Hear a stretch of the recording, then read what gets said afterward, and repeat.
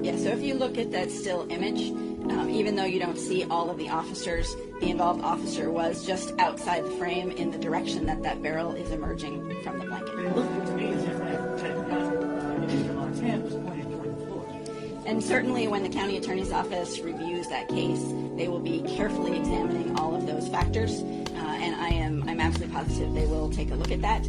Of course, we all know these events happen very rapidly, and as there's a gun emerging in your direction, you're forced to make a split-second decision about when it's a threat. Chief Huffman, no, hold on. Chief Huffman, no, not.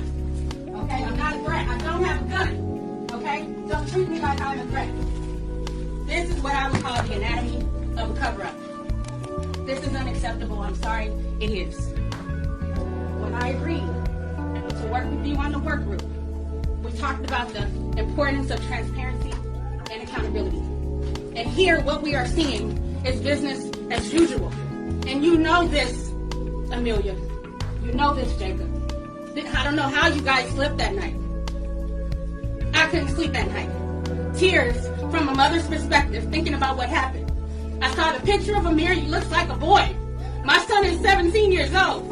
He has slept on his friends' couches for sleepovers. So we cannot sit here and whitewash this and pretend that it's okay.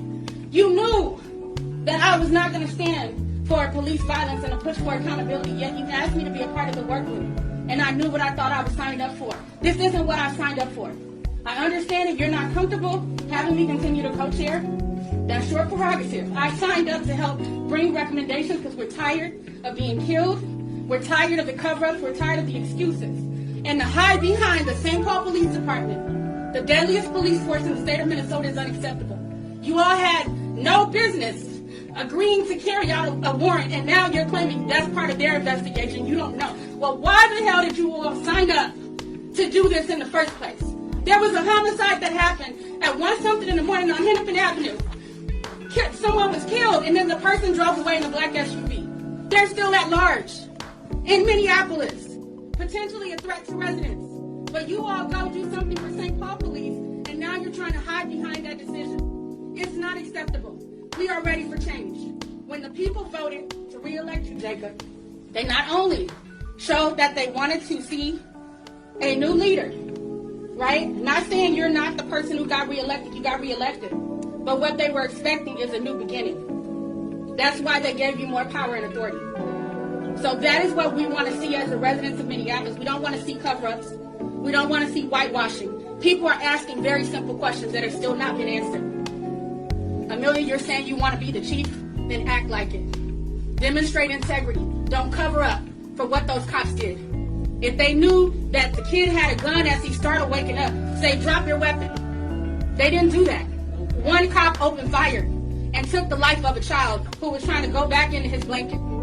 Any mom can see what happened there. So I can't tolerate the whitewashing. I'm sorry, y'all. We can't do this. I know you have your narrative. I know you have your script. I know you guys didn't personally go shoot somebody. But you do have the opportunity to make it right. And talk about the fact that you changed the no-knock warrant policy. Where's the evidence of that? That wasn't present on what happened to Amir Locke. So if I'm going to be the co-chair of this group, I'm expecting strong leadership. I'm expecting integrity, and I'm expecting accountability. You guys aren't going to waste my goddamn time. And I don't care if you guys had your security trying to stop me. I can be used to come speak the truth about what needs to happen. But when it's time to call out these inconsistencies, these inaccuracies, the lack of information, I got to sit in the back or even not even be invited. I'm not here for it. We fought too long, too hard. There's people in jail, including Cortez Rice, trying to get the court to show what's happening in the courtroom so people can see what's going on. People have put their lives on the line because we're ready for change. So we're expecting from this point forward for you guys to do something different. I'm not playing. We're not here for it. We're not here for it.